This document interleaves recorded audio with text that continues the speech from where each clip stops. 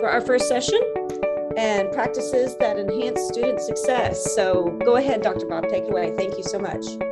All right, so hopefully all of you can hear me okay. My name is Dr. Bob DuBois. I teach in the Department of Psychology. I'm also the Associate Director of Undergraduate Studies.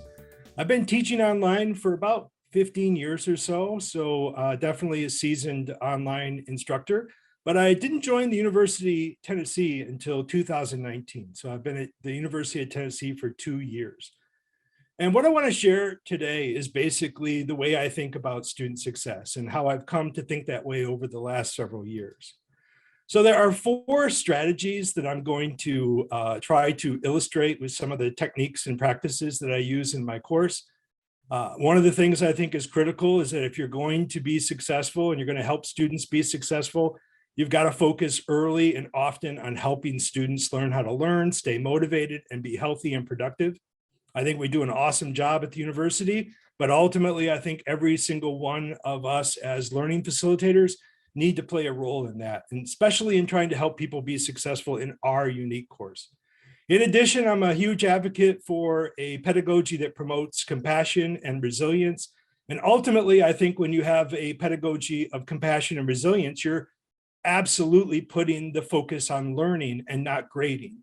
In my opinion, grading has really contributed to a number of the problems we see in higher education and in K-12 education today. In addition, I certainly want to encourage active learning, and the big goal is to not have me do the thinking in front of my students, but to get them to actually do the thinking so that they can actually benefit from the thinking and learn. And then finally, communicate supportively and show them that you care. That to me is probably the most important thing. Students need to trust you, that they can learn from you, that they can feel safe making mistakes with you and still get the benefit of mastering all that you're intending to help them learn as part of the course. I think showing that you care is the royal road to developing the kind of relationship you need to help students actually learn. So the first thing I want to focus on is how I put the focus on trying to help students become what I call successful learners. I want to introduce you to a model that kind of reflects the way that I think about student success. I really think of student success as something that really is more like trying to facilitate a transformation in the way that students develop expertise, and hopefully instead of just memorizing stuff, they actually develop real expertise that results in lasting learning, lasting change. And I also think that a lot of times lasting change comes with appreciating and valuing what it is they're about to learn. And so I really think it's critical that we focus on those elements too. I like to kind of think of the language of students and learners, and my goal is to transform students to learners. I think all of our students come in with their ID, and if they pay their tuition, they have a right to be there. But I think that when they truly learn and appreciate and employ what we know from the science about how to learn, how to stay motivated, how to get things done, how to be healthy along the way, that they're more likely to actually be that learner that I think we all want to have in our classroom. In addition, I like to distinguish between the instructor and the learning facilitator. An instructor shows up, delivers the content, but I think, and probably tries to do the best they can with reflection and soul searching. But I think to be truly that learning facilitator, we have to employ, value, appreciate the science that's relevant to high quality learning design and effective learning delivery. It's learning delivery that I think is actually probably the key, because I think we don't focus enough on the delivery of learning. Ultimately, I think it's when we have that learner and the learning facilitator in a classroom that we have the opportunity for that lasting learning, that lasting transformation.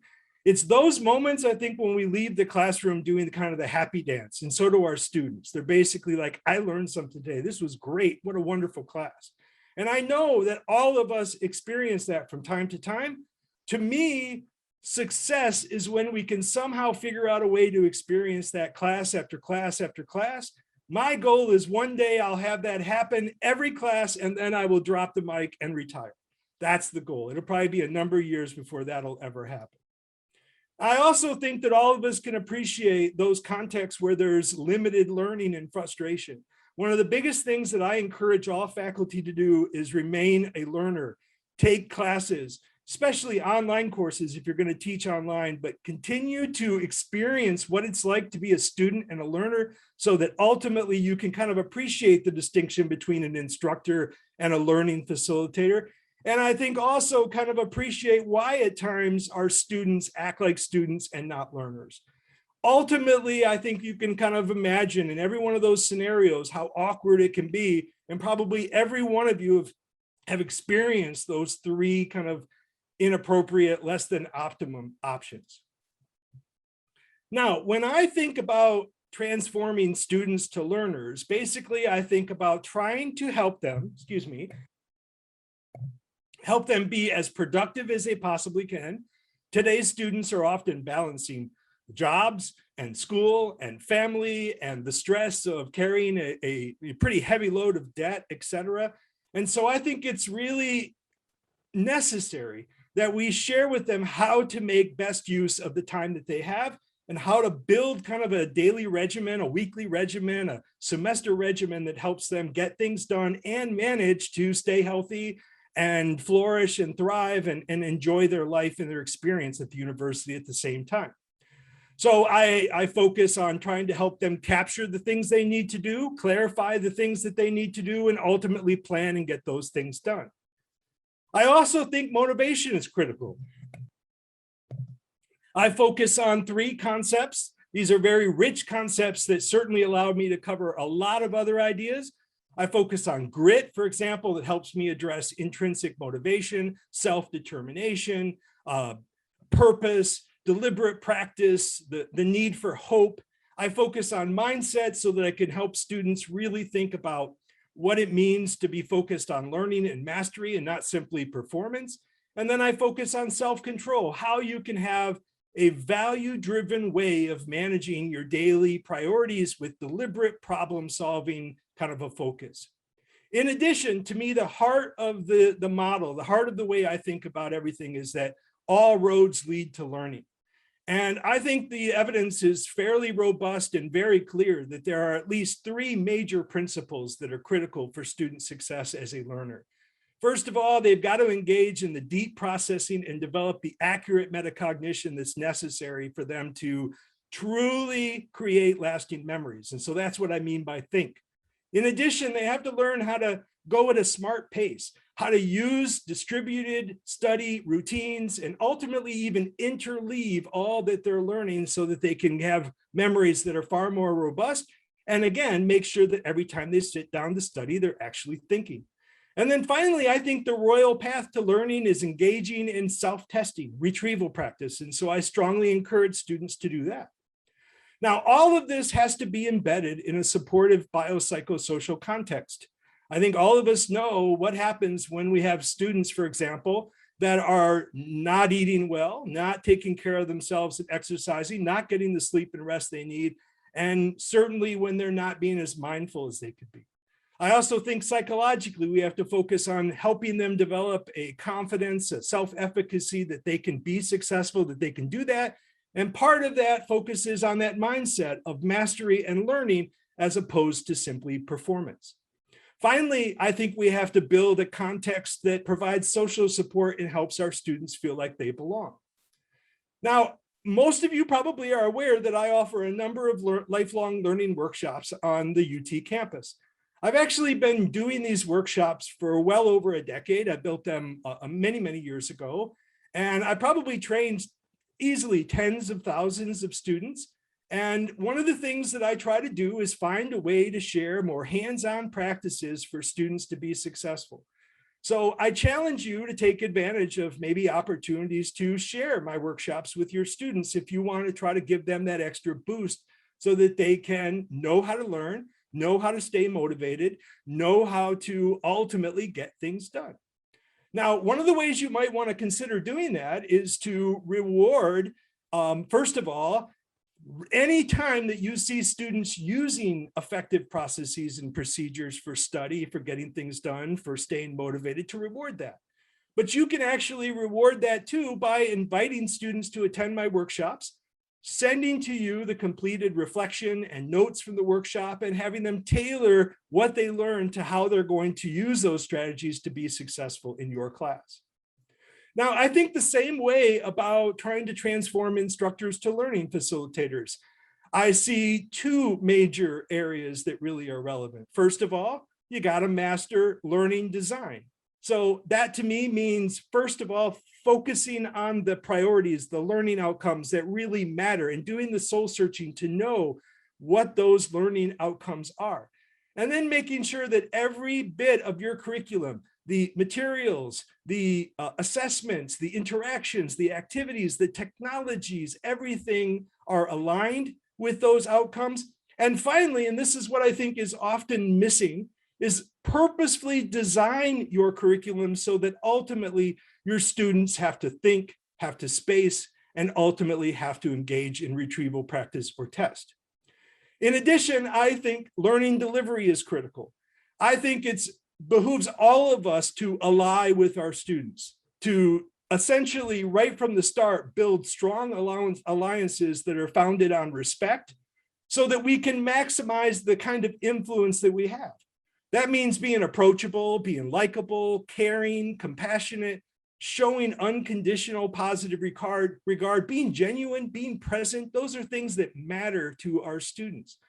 I also think it's part of our job to do what we can to inspire as much motivation in our students as possible. Now, certainly learners have to inspire motivation in themselves too, but I think we can build in practices and strategies that inspire grit, that inspire growth mindset, that inspire self-control, that help students see their potential and help them know what it might take in terms of the supporting context for them to be successful.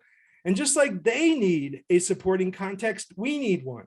We have to focus on our biology, on our psychology, and on our feeling of support. And I think all of us know just how frustrating that can be in the middle of a pandemic. So I think all of us can benefit from thinking about this. Now, that's a really quick kind of walkthrough of some of the things that I believe. Originally, I thought I had a lot more time than 30 minutes. So I do have a couple of other presentations, and Igor has promised that maybe I could deliver one of these in a future session so that I could maybe talk more about designing learning or more about delivering learning. But the bottom line is that first thing, I devote a lot of energy to trying to make sure that our students know what it takes to be successful. And I think that all of us should play a role in that. All of us should try to spend at least a class session or two, and then throughout the course, keep reinforcing the right strategies and build our curriculum to actually emphasize and reward use of those strategies. If I go out and buy a car, I probably spend equivalent of what our students pay for their tuition. And across 4 years, I could probably get a pretty nice luxury car. And I know that if I bought a car, it's going to come with tremendous amounts of support. And we have to provide the same kind of support for our students. Now, the second big thing that I focus on, and this is something, again, that I've been doing for a number of years, I keep tweaking and adding things, is I try to take on a demeanor of compassion and resilience. And the reason I do that is because I ultimately think that keeps our students in the learning arena. It puts the focus on learning. I remember years ago when I started to notice what really happens in so many classrooms. Students get their grades, they look at them, they barely reflect on them, put them back in their folders and move on. And what I wanted to do is try to make students feel more comfortable about actually being in the arena of learning, wanting to use their feedback and do something with it. So the first thing that I started doing, again, this is a number of years ago, is offering what I call my 3 wishes policy. Now, the 3 wishes policy has kind of been shuffled and moved, and I really do adjust it depending on the nature of the class and where students are at in their journey. But the essential nature of the policy is this. All of my students, no reasons necessary. In fact, I don't want that. To me, that's what respect is. I don't need to know what's going on in your life. What I really want to do is make sure that you're learning. I'm a learning facilitator. So 3 times throughout my course, no questions asked. Don't tell me why. You're an adult. you can submit a request to revise and resubmit any of the assignments I offer. And you can also, if you would like, decide that maybe you didn't do so well on an assignment, and like that might even include an exam. You can choose to think and try again. You can choose to do some work and then try again. Now, the second thing is life happens. You can choose to use a wish to extend a deadline. So if something comes up, and I don't care what it is, if it's just you would prefer to have a day off and you need it, you can use that to extend the date. Now, one of the things you might consider is how could I implement this in my own course? If you want to really try to help students build self-management skills, maybe you can make sure that there are critical deadlines so that they're proactive in requesting extensions and they're proactive in engaging in revisal and resubmit. If you want to help them stay on course, maybe you kind of grant wishes along the way. They earn wishes as they complete work in your course and kind of demonstrate that they're on course. So it's kind of like the consequences of them showing their effort, showing their willingness to adjust their strategies causes you to make to give them a wish. The other thing that you can do is a lot of people tell me like, my job is basically to kind of treat students like they're employees, show them what the real world's like. And they say things like, well, this isn't the real world. Baloney. I mean, all of us know that we from time to time, life happens. And if we've got supervisors who truly care for us and truly want the best from us, they work with us. And also we're learning facilitators. The last thing I want my students to think is that I'm a supervisor. I am basically there to coach and help them become a leader, become a volunteer, become someone that really can make a difference in the world. I don't want to treat them like they've already done that. I want to help support them along the way so they can become that. Now, I usually make the deadline for this the day of the study day. They have to have used all wishes. I don't give extra credit for unused wishes, things like that, but you could think about it. In addition, I make it really easy on myself. I build a Canvas assignment. It starts with a grade of 3. It's ungraded. It doesn't count against the student's grade. And then as they submit, usually with a text entry, their desire for a wish to be used, I negotiate with them the final deadline, and I use comments to essentially clarify whether it's approved and what date it's due. And then I'll just reduce that 3 to a 2, and then that 2 to a 1, and that 1 to a 0. I'm hoping to mine that data someday and just kind of show how that makes a difference in student success. But I can tell you, it keeps students willing to actually not just put their stuff away and forget about it. It keeps them focused on what can I do to improve my grade. I also do something with what I call a bonus wish. For all my students during the final exam period, if they complete the Tennessee Voice course evaluation, I give them a bonus wish that they could use just in case they wanted a second attempt of that final exam. Now, that's pretty risque. Years ago, I'd be really uncomfortable even sharing some of the things I do. But now that people have learned from the pandemic, I'm pretty bold about sharing that I do this.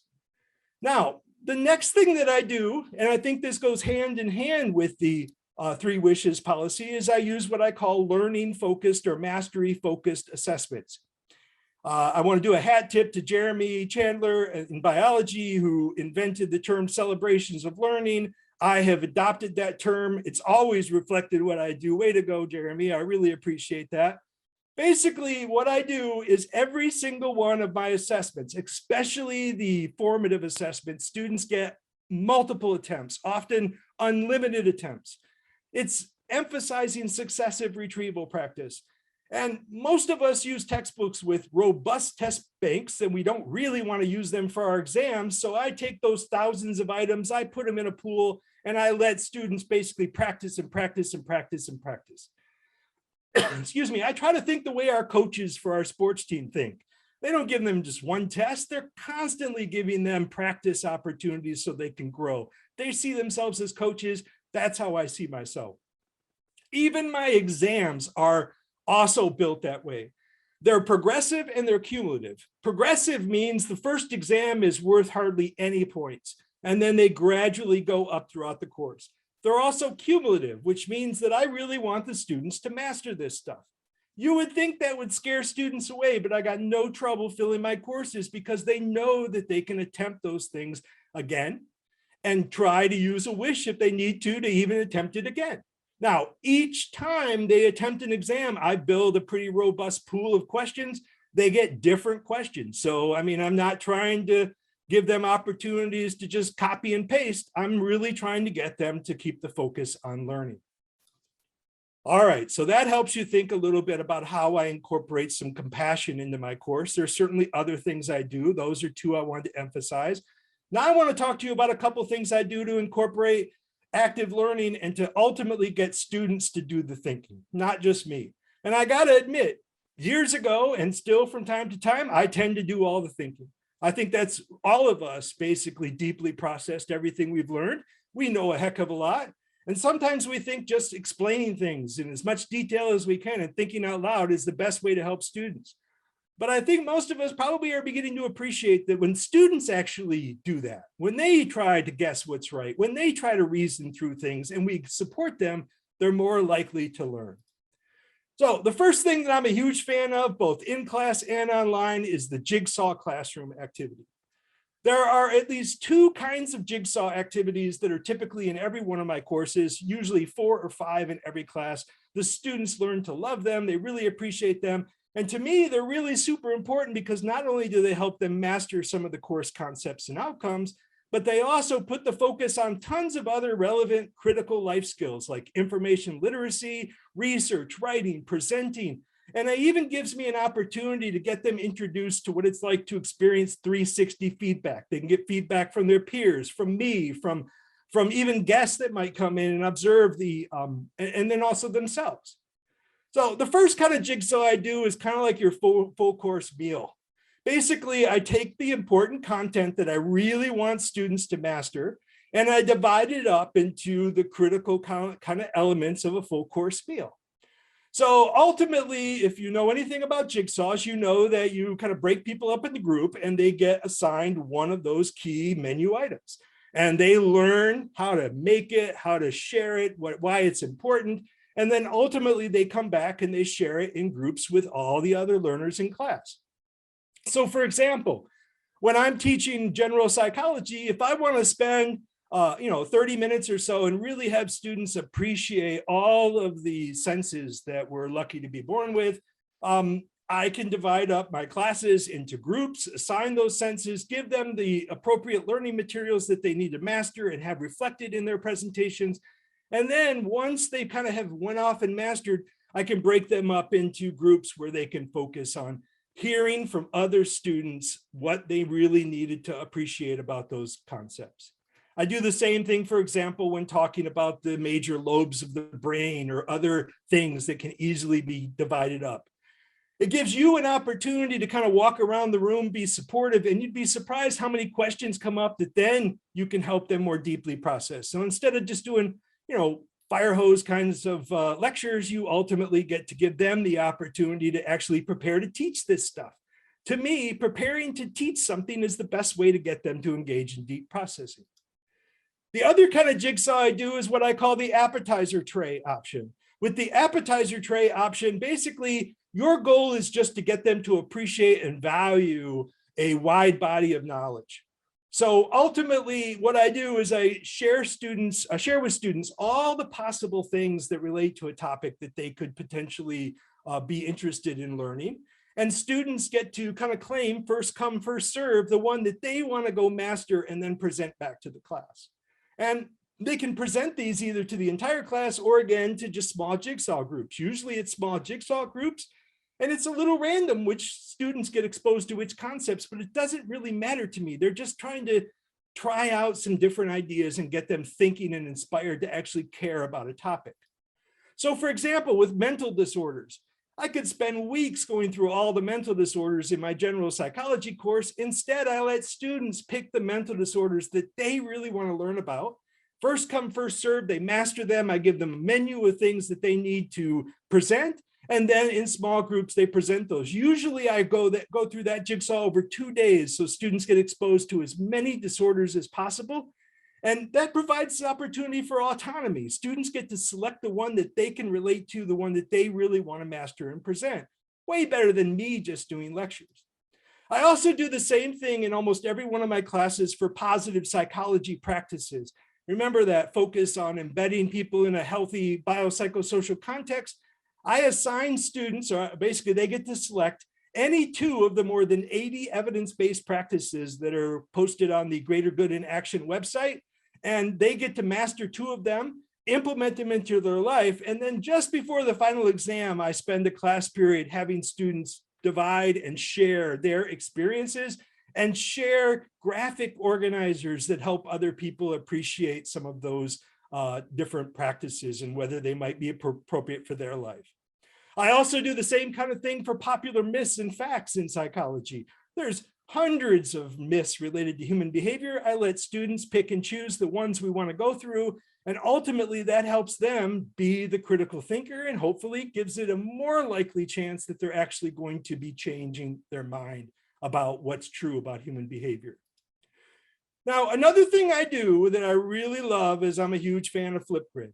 If any of you have ever heard of Flipgrid, it's basically just allowing students to interact with each other in a audio-visual environment, and you can do this asynchronously. So it's really easy for students. I find students enjoy it. I use it for all my welcome discussions, and that includes even welcomes for on-campus courses, because often when students get an opportunity to spend some more quality time introducing themselves, maybe showing their pets and their friends and their family, maybe recording someplace special, it just makes things more exciting. I also do what's called a deep dive discussion on Flipgrid. Essentially, whenever we have any assigned learning materials like media or reading, I try to get students to look for those moments when they really, the light bulb went off and they had an insight. Basically, they were provoked to really think about something and to wonder whether it really does relate to their life.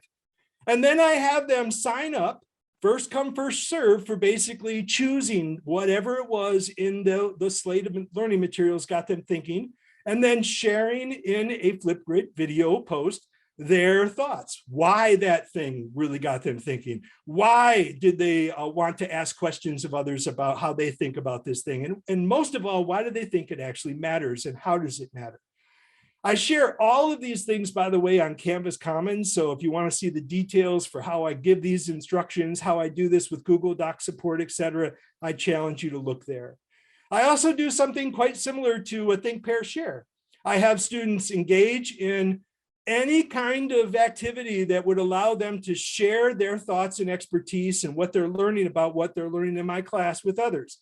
So for example, I could create a Flipgrid where they create and share a graphic organizer that helps people really master the things that they're learning in my class, or share concrete examples of some of what they're learning with others in class, or even to share mini lectures on some of the deep stuff, the deep dives that they personally did to go deeper on some of the content. Or maybe even share some current provocative media. I have a pretty wide number of social media pages that try to keep students interested in what's going on in psych. They could share some of those and get students talking about that. I also do a lot of self-assessment. So for example, my class just finished a 1-week sleep diary, and they could share on Flipgrid their sleep diary and their experience and their success. Same thing with assessments of stress and happiness, or maybe even their weekly schedule for getting things done. And then oftentimes I will share like an entire playlist of media, and students get to pick one and then ultimately go deep on that and start a conversation with others. Of course, it's a lot more fun to have an Ask Me forum using Flipgrid, so students can actually see you respond in person to their questions.